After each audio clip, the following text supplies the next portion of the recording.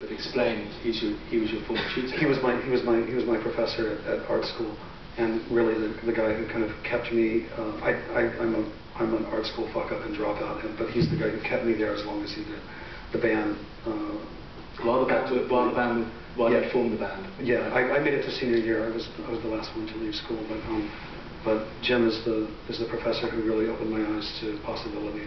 And what were you studying? 20-year-old.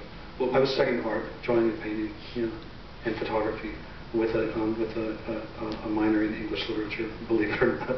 You've obviously stayed friends. I mean, that's why you made this. Yeah. So what was it about him? What did he teach you when you were a kid at art college that you remember being one of the best? He was completely things that stayed with you. He's always been.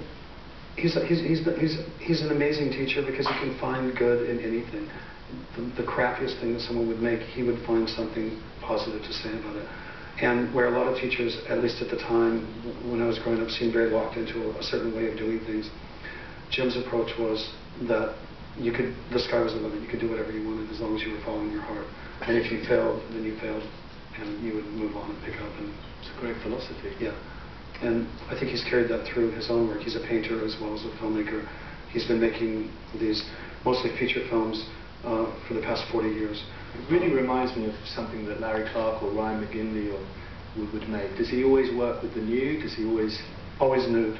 And highly sexualized or no, more romantic? Quite the opposite.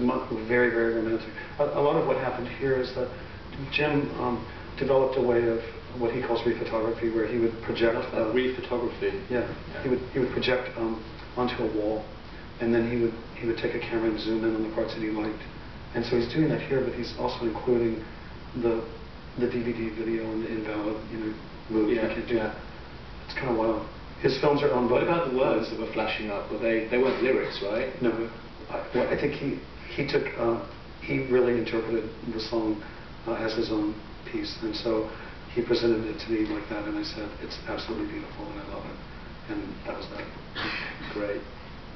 But I'm happy to, his films are, every film he's ever made has been bought by the Museum of Modern Art in New York, and it's a part of, it's something, I think hopefully there should be a retrospective soon of his work. I think he's really an amazing artist.